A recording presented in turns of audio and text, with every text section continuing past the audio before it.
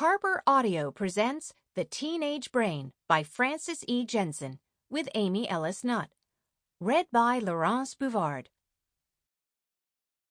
This book is dedicated to my two sons, Andrew and Will. Watching them grow into young men as they emerge through their teen years has been the joy of my life, and shepherding them through this time was probably the most important job of my life. Together we went on a journey, and as much as I taught them, they taught me. The product is this book, and I hope that it informs not only those people helping to raise adolescents, but also the teenagers themselves. When I was a boy of 14, my father was so ignorant I could hardly stand to have the old man around. But when I got to be 21, I was astonished by how much he'd learned in 7 years. Mark Twain. I would that there were no age between 16 and 23, or that youth would sleep out the rest, for there's nothing in the between but getting wenches with child, wronging the ancientry, stealing, fighting. The Winter's Tale, William Shakespeare. Introduction. Being teen. What was he thinking? My beautiful auburn-haired son had just returned home from a friend's house with his hair dyed jet black. Despite my inward panic, I said nothing. "I want to get red streaks in it," he told me nonchalantly. I was gobsmacked. Is this really my child? I'd begun to ask the question often during my 15-year-old son Andrew's sophomore year at a private high school in Massachusetts, all the while trying to be empathetic. I was a divorced working mother of 2 teenage sons, putting in long hours as a clinician and professor at Boston Children's Hospital and Harvard Medical School. So if I sometimes felt guilty about the time I spent away from my boys, I was also determined to be the best mother I could be. After all, I was a faculty member in a pediatric neurology department and actively researching brain development. Kids' brains were my business.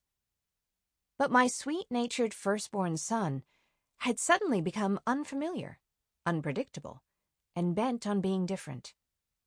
He had just transferred from a very conventional middle school that went through 9th grade, where jackets and ties were the norm, to a very progressive high school. Upon arriving, he took full advantage of the new environment, and part of that was to dress in what you might describe as an alternative style. Let's face it, his best friend had spiky blue hair. Need I say more? I took a deep breath and tried to calm myself. Getting mad at him, I knew, wouldn't do either of us any good, and probably would only alienate him further. At least he felt comfortable enough to tell me about something he wanted to do before he actually did it. This was an opportunity, I realized, and I quickly seized it. Instead of damaging your hair with some cheap, over-the-counter dye, what if I take you to my hair guy for the red streaks? I asked him. Since I also was going to pay for it, Andrew happily agreed. My hairstylist, who was a sort of punk rocker himself, got totally into the task. He did a great job, actually. So good that Andrew's girlfriend at the time was inspired to color her hair in exactly the same black and red motif. She attempted this herself, and needless to say, had different results. Thinking back to those days, I realized so much of what I thought I knew about my son during this turbulent time of his life seemed turned on its head. Was that a compost pile in the middle of his bedroom or laundry? Andrew seemed trapped somewhere between childhood and adulthood, still in the grip of confusing emotions and impulsive behavior, but physically and intellectually, more man than boy. He was experimenting with his identity, and the most basic element of his identity was his appearance. As his mother and a neurologist, I thought I knew everything there was to know about what was going on inside my teenager's head. Clearly, I did not. I certainly didn't know what was going on outside his head either. So as a mother and a scientist, I decided I had to, find out. Professionally, I was primarily studying the brains of babies at that time and running a research lab largely devoted to epilepsy and brain development.